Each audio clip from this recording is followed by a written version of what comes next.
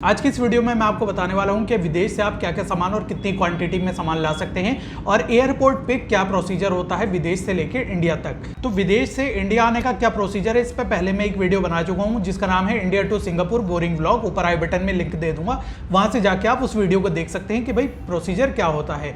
फिलहाल इस वीडियो में मैं थोड़ी बहुत चीज़ें आपको बता देता हूं। जैसे आप इंडिया से विदेश गए थे, इंडिया से विदेश जाने का जो भी प्रोसीजर था, बोर्डिंग पास लेना, इमिग्रेशन होना, सिक्योरिटी चेक होना, फ्लाइट बोर्ड करना, तो ये सारा का सारा प्रोसीजर सेम होने वाला है। इस पर भी पहले एक वीडियो बना चुका हूं, ऊपर आई बटन में लिंक दे दूंगा। तो विदेश से इंडिया आने में भी यही प्रोसीजर होगा, बस यहाँ पे थोड़ा बहुत फर्क होगा कि जब आप जा रहे होंगे तो इमिग्रेशन वाले आपसे सवाल पूछेंगे कि कहाँ जा रहे हो, क्यों जा रहे हो। बट जब आप वापस आएंगे तो ना विदेश का इमिग्रेशन आपसे कोई सवाल करेगा, ना ही इंडिया का कोई भी इमिग्रेशन आपसे सवाल करेगा। सिर्फ आपसे एक सवाल हो सकता है, वो ये कि आप कितने रुपए लेकर या फिर कितनी करेंसी लेकर ट्रैवल कर रहे हो और कौन सी करेंसी है आपके पास। तो ये दो सवाल आपसे हो सकते हैं, इसके अलावा कोई और सवाल आपसे नहीं होगा। फिर जब आप इंडिया आ जाएंगे तो इंडिया में आपको साइन बोर्ड फॉलो करते हुए आपको इमिग्रेशन की तरफ जाना है। इमिग्रेशन आप क्रॉस करेंगे तो वहां पे आपको अराइवल का ड्यूटी फ्री दिखेगा, जहां से आप अपने घर वालों के लिए शॉपिंग करना चाहें कर सकते हैं। बट मेरा मानना यह है कि एयरपोर्ट पे जितना भी सामान होता है, जितनी भी चीज़ें होती है, बहुत ही ज़्यादा महंगी होती हैं।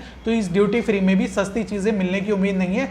अल्कोहल के मैंने रेट वगैरह चेक नहीं करे थे, तो इसलिए मुझे अल्कोहल का नहीं पता कि अल्कोहल सस्ता मिलता है या फिर नहीं मिलता है। तो ड्यूटी फ्री जैसे ही क्रॉस करेंगे तो आप इस वाले एरिया में पहुंचेंगे और यहाँ पे आप देखेंगे कि सामने की तरफ एक्सरे मशीन रखी है और उसके ऊपर दो चीजें लिखी हुई हैं। एक बोर्ड लगा होगा, उस पर लिखा होगा रेड चैनल, और बीच में एक बोर्ड लगा होगा, वहां लिखा होगा ग्रीन चैनल। तो रेड चैनल और ग्रीन चैनल दोनों में बहुत ही ज़्यादा फर्क है। तो रेड चैनल से निकलने के दो कंडीशन है। एक सबसे पहला है कि अगर आप कोई भी रिस्ट्रिक्टेड आइटम लेकर ट्रैवल कर रहे हो तब आपको रेड चैनल से निकलना है। अगर आप दूसरा ड्यूटीएबल गुड्स लेकर चल रहे हो, यानी कि वो सारा सामान जो जिस पे टैक्स लगना है, अगर इन दोनों में से कोई भी कंडीशन आपकी मिल रही है, यानी कि रिस्ट्रिक्टेड आइटम या फिर ड्यूटीएबल गुड्स आप लेकर ट्रैवल कर रहे हो और आप ग्रीन चैनल से निकल जाते हो, तो आपके ऊपर फाइन लगेगा। अगर ये दोनों कंडीशन है तो आपको रेड चैनल से निकलना है। रेड चैनल में आपको अपना बैग स्कैन करवाना है और वहां पे जो भी कस्टम ऑफिसर होंगे, जो जो आपसे सवाल पूछेंगे, जो भी फॉर्म भरवाएंगे, वो आपको भरना है। अब यहाँ पे मैं एक चीज और बता दूं कि यहाँ पर ज्यादा सख्ती नहीं होती है। ये रेड चैनल ज्यादातर उन लोगों के लिए होता है जो स्मगलर वगैरह होते हैं, जो छुपा के बहुत सारा पैसा ला रहे होते हैं, सोना चांदी बहुत सारा लेकर आ रहे होते हैं, या फिर बेचने के लिए कोई सामान विदेश से ला रहे होते हैं। तो रेड चैनल उन लोगों के लिए होता है। अगर आप पर्सनल आइटम ला रहे हो और एक लिमिटेड क्वांटिटी में ला रहे हो, भले ही वो अलाउड क्वांटिटी से थोड़ा बहुत ज्यादा है, आप ग्रीन चैनल से निकल सकते हो, आपको कोई परेशानी नहीं होगी। बट फिर भी बेटर रहेगा कि आप रेड चैनल से निकलो। वैसे आप रेड चैनल से नहीं निकलोगे और आपके पास लिमिटेड अमाउंट में पर्सनल यूज का सामान है जो कि अलाउड क्वांटिटी से ज्यादा है, फिर भी कस्टम ऑफिसर्स आपको परेशान नहीं करेंगे, ना ही रोकेंगे। तो अब ये मैं बता देता हूं क्या क्या सामान आप कितना कितना ला सकते हैं। तो यहां सबसे पहला तो सवाल यही है मेरे पास कि कितने इंडियन रुपीज आप लेकर ट्रैवल कर सकते हैं, विदेश ले जा सकते हैं या फिर विदेश से ला सकते हैं। तो यहाँ पे लिमिट है 25,000 रुपए। 25,000 रुपए से आप ज्यादा या तो लेकर जाते हैं या फिर लेकर आते हैं तो ये रिस्ट्रिक्टेड आइटम है, अलाउड नहीं है। तो ध्यान रखिएगा कि इंडियन रुपीज आप 25,000 से ज्यादा लेकर ट्रैवल ना करें। तो यहाँ दो चीजें मैं आपको इंडियन रुपीज के बारे में बता दूं। सबसे पहला तो यही है कि अगर आप विदेश इंडियन रुपीज लेकर जाते हैं तो ये करेंसी एक्सचेंज हो सकता है कि उस कंट्री में आपको इंडियन रुपीज के बदले उस देश की लोकल करेंसी ना मिले, क्योंकि हर जगह इंडियन करेंसी जो है चेंज नहीं होती। और दूसरी कंडीशन ये है, अगर वहां पे करेंसी एक्सचेंज हो भी रही है इंडियन रुपीज की, तो वहां पे आपको रेट जो मिलेंगे बहुत ही खराब मिलने वाले हैं। तो इसलिए इंडियन रुपीज लेकर ट्रैवल ना करें, बल्कि डॉलर लेकर ट्रैवल करें।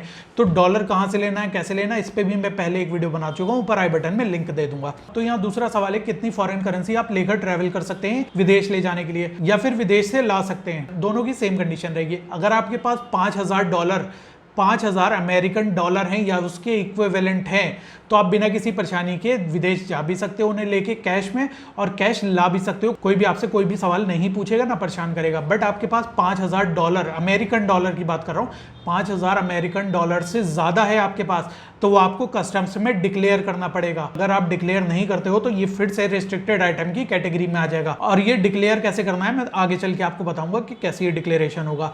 यहाँ पे कैश की बात हो गई। अब यहाँ पे सेकंड चीज की बात आते हैं फॉरेक्स में ही। आपके पास $5,000 कैश है, उसके अलावा आपके पास बैंक चेक है, ट्रैवलर चेक है, या किसी और फॉर्मेट में आपके और डॉलर्स हैं, यानी कि टोटल मिलाकर आपके $10,000 बन रहे हो। भले ही आपके पास $0 कैश है और $10,000 के ट्रैवलर चेक और बैंक चेक और ये सारी चीजें हैं, तो आप बिना किसी परेशानी के ले जा सकते हो। बस कैश की लिमिट $5,000 तक है। और अगर $10,000 से ज्यादा आपके पास बैंक चेक और ये ट्रैवलर चेक और कैश मिला के हैं तो फिर आपको कस्टम में फिर से डिक्लेयर करना पड़ेगा, और डिक्लेयर करने का तरीका मैं आगे बताऊंगा। अब यहाँ पे एक सवाल आता है कितने फ़ोन टैबलेट ला सकते हैं। तो ये फ़ोन टैबलेट वाला जो कैटेगरी है इसमें बहुत सारी चीज़ें हैं। फ़ोन टैबलेट जितने भी इलेक्ट्रॉनिक आइटम होते हैं, चाहे वो म्यूज़िक सिस्टम हो, चाहे वो आपकी स्मार्ट वॉच हो या कोई और सामान हो, बल्कि कुछ भी हो, XYZ कोई भी कपड़े वगैरह सब कुछ इसमें इंक्लूड है। तो ये सारे सामान, सिर्फ टीवी छोड़ के, इसमें टीवी इंक्लूड नहीं है। टीवी पे आपको ड्यूटी देनी ही देनी है, ये रिस्ट्रिक्टेड आइटम या फिर ड्यूटेबल गुड्स में ही आता है। तो इसके लिए आपको रेड चैनल से ही जाना पड़ेगा टीवी के लिए। तो टीवी के अलावा कोई भी सामान है, चाहे वो आपका इलेक्ट्रॉनिक्स हो, कपड़े हो, खाने पीने का सामान हो, कोई भी गिफ्ट वगैरह हो, तो उसके लिए आपको सिर्फ 50,000 रुपए तक का फ्री अलाउंस दिया हुआ है कस्टम की तरफ से। यानी कि 50,000 रुपए का सामान आप विदेश से ला सकते हो। अब 50,000 रुपए में आप चाहे एक फ़ोन एक टैबलेट ले आओ, या फिर 50,000 रुपए के कपड़े ले आओ, या फिर 50,000 में 2 सामान ले आओ। और ध्यान रहे कि जो भी सामान आप लेकर आओ उसका बिल होना चाहिए, और अगर बिल नहीं होगा और कस्टम वाले आपको रोकेंगे तो वहां पर वो एक अमाउंट अज्यूम करेंगे कि ये सामान जो है विदेश में इतने का होगा या फिर इंडिया में इतने का है, उसके अकॉर्डिंग आपको कस्टम ड्यूटी देनी पड़ेगी। अब यहाँ पर बात आती है कितनी कस्टम ड्यूटी देनी पड़ेगी। तो ये जो 50,000 का फ्री अलाउंस मिला है और आपने 60,000 का सामान खरीदा, तो 50,000 तो आपके कम हो जाएंगे 60,000 में से। 10,000 रुपए जो बचेंगे इस पे आपको कस्टम ड्यूटी देनी पड़ेगी। तो यहाँ पर 50,000 निकालने के बाद जो भी अमाउंट बचेगा उस पर आपको कस्टम ड्यूटी देनी है। अब यहाँ पे एक और कंडीशन आती है, आप कोई भी सामान ला रहे हो तो वो आपके पर्सनल यूज का होना चाहिए, ना कि बेचने के लिए। अगर कस्टम ऑफिसर को लगा कि आप उसे पर्सनल आइटम की जगह बेचने के लिए लाए हो तो सारे सामान पे आपको कस्टम ड्यूटी देनी पड़ेगी।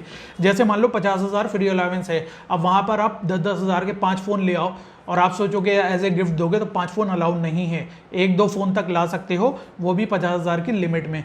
बट कई बार कई कंडीशंस में ऐसा होता है, जैसे मैंने देखा है, लोग 1-1 लाख रुपए के एक फोन ले आते हैं, उनका अपना पर्सनल फोन वो लेकर नहीं जाते बल्कि वहीं से एक फोन ले आते हैं। तो उसके लिए कस्टम वाले परेशान नहीं करते, क्योंकि वो कहते हैं इसके पास कोई दूसरा फोन है नहीं, तो ये इसके अपने पर्सनल यूज का फोन है। तो फिलहाल यहाँ फ्री अलाउंस जो है 50,000 रुपए तक का है, और यह आपको देखना है कि आपको किस तरीके से इस चीज़ को मैनेज करना है। अब यहाँ पे अगली चीज़ आती है कितने लैपटॉप ला सकते हैं। तो आप एक लैपटॉप ला सकते हैं अपने साथ, और ये जो 50,000 का फ्री अलाउंस मैंने बताया है इसमें तो आप कुछ भी ला सकते हैं, इसके अलावा एक फ्री लैपटॉप अपने साथ ला सकते हैं। अब अगला सवाल है कितना गोल्ड और सिल्वर ला सकते हैं। तो सबसे पहली चीज़, गोल्ड और सिल्वर आपकी ज्वेलरी फॉर्म में होना चाहिए, ना कि ब्रिक्स में। सिर्फ ज्वेलरी में गोल्ड और सिल्वर अलाउ है। अगर आप 6 महीने से ज़्यादा विदेश में रुक चुके हैं और अगर इस बीच आप इंडिया आए भी हैं, तो आपका मैक्सिमम इंडिया में स्टे जो है 30 दिन से ज़्यादा का नहीं होना चाहिए।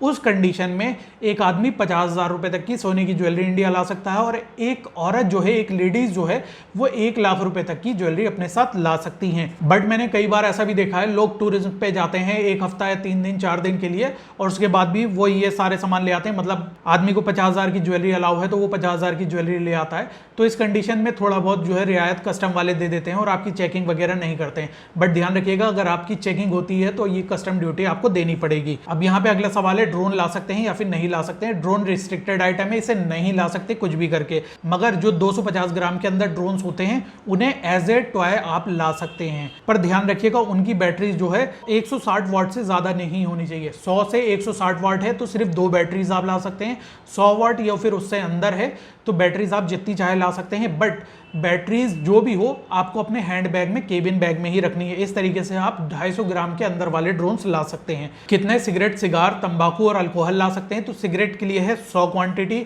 सिगार आप 25 ला सकते हैं, टोबैको यानी कि तंबाकू 125 ग्राम और शराब 2 लीटर। इतनी ही क्वांटिटी आप विदेश से इंडिया में ला सकते हैं, या फिर ड्यूटी फ्री से भी आप अल्कोहल सिर्फ 2 लीटर तक खरीद सकते हैं। तो इसके ऊपर अगर आपकी क्वांटिटी है तो वो फिर से रिस्ट्रिक्टेड आइटम में आ जाती है।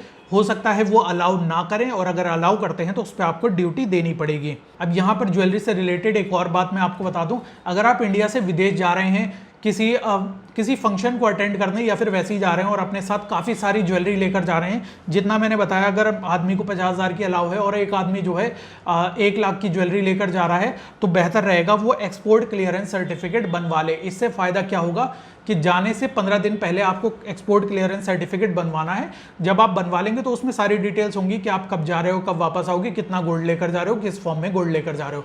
ठीक है, तो जब आप विदेश जाओगे तो एयरपोर्ट पे या इंडिया के एयरपोर्ट पे आपको दिखाना पड़ेगा कि ये ज्वेलरी आप लेकर जा रहे हो, ये एक्सपोर्ट सर्टिफिकेट है और इस ज्वेलरी को आप वापस इंडिया लेकर आओगे, ताकि जब इस ज्वेलरी को वापस इंडिया लेकर आओ तो इस पर कोई भी टैक्स ना लगे। क्योंकि ऐसा होता है, अगर आप ये एक्सपोर्ट क्लियरेंस सर्टिफिकेट नहीं बनवाओगे तो आप विदेश तो गोल्ड ले जा सकते हो, बट वही गोल्ड को जब आप वापस लेकर आओगे तो इंडियन कस्टम्स वालों को कैसे आप बताओगे, कैसे प्रूफ करोगे कि ये गोल्ड आप इंडिया से ही लेकर गए थे। तो सिर्फ इसी कंडीशन के लिए है एक्सपोर्ट क्लियरेंस सर्टिफिकेट। ये कैसे बनाना है, और जो मैंने आइटम डिक्लेरेशन वाला बताया था कि अगर आप कोई सामान ज़्यादा हो गया है तो कैसे उसे डिक्लेयर करना है, तो इन दोनों चीज़ों के लिए एक गवर्नमेंट की ऐप है अतिथि ऐप, इसके थ्रू आप इन सर्टिफिकेट्स को बनवा सकते हो। अब यहाँ पर ये जितनी इंफॉर्मेशन मैंने बताई है, ये मैंने बताई है आपको। आप गूगल पे जाना, cbic.gov.in लिखना और लिखना स्पेस ट्रैवलर्स गाइड। जब ये चीज़ आप सर्च करोगे तो एक PDF आपके सामने आ जाएगी, इसको डाउनलोड करना और जितनी मैंने इन्फॉर्मेशन आपको बताई है सारी इन्फॉर्मेशन इसमें लिखी हुई है। प्लस यहाँ पर मैंने रिस्ट्रिक्टेड आइटम नहीं बताए कि कौन कौन से रिस्ट्रिक्टेड आइटम इसके अलावा हैं, तो ये सारे रिस्ट्रिक्टेड आइटम भी इसमें लिखे हुए हैं। इसके अलावा एक सबसे लास्ट और सबसे इंपॉर्टेंट में रिस्ट्रिक्टेड आइटम आपको बता दूं, जो अनजाने में कोई ना कोई इंडियन ला सकता है, वो है एक तो मैप और दूसरा ऐसा लिटरेचर मतलब कोई भी बुक, मैगजीन, न्यूज़पेपर, ये चीज़ें आएंगी लिटरेचर में। तो कोई भी मैप और कोई भी ऐसा लिटरेचर जिसके अंदर भारत का नक्शा गलत बना हो, यानी कि भारत के जो बॉर्डर हैं वो गलत बनाए हुए हों, ये चीज़ कंप्लीटली इलीगल है। अगर आप विदेश से इस चीज़ को लेकर आते हो तो आपको सज़ा होनी पक्की है। यहाँ फाइन तो लगेगा ही, इसके अलावा आपको सज़ा भी होगी। तो इस चीज़ का आप ध्यान रखिएगा। यहाँ पे मैंने एक लिमिट बता दी कि क्या क्या चीज़ है। तो आई होप कि ये सारी जानकारी आपके समझ में आ गई होगी। अगर कोई भी चीज़ आपको समझ में नहीं आई है, नीचे कमेंट करके पूछ सकते हैं। अगर आप पहली बार विदेश जा रहे हैं तो मैं इस पर एक पूरी प्लेलिस्ट बना चुका हूँ, ऊपर आई बटन में लिंक दे दूंगा, वहां से जाके चेक कर लीजिएगा। ऐसी वीडियोज़ में हम फिर मिलेंगे, तब तक के लिए बाय बाय।